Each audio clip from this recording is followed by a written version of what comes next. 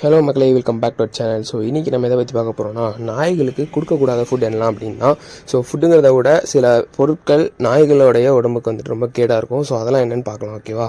So வாங்க வீடியோக்குள்ளே போகலாம்.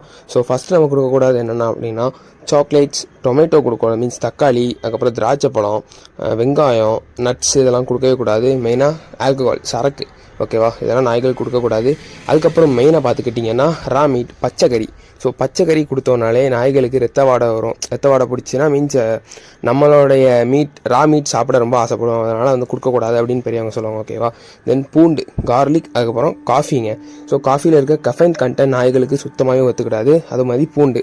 தென் பூண்டை நீங்கள் வந்துட்டு மெடிக்கல் பர்பஸ்க்கு கொடுக்கலாம். நானே சில நேரம் என்னோடய டாக்ஸுக்கு வந்துட்டு இந்த டிக்ஸ், உண்ணி பூச்சி பரவுறதப்போ லைட்டாக ஒரு பல்லு கொடுப்பேன். ஸோ அது வந்துட்டு அவங்களுக்கு அஃபெக்ட் ஆகாது, பட் நிறைய கொடுக்கக்கூடாது.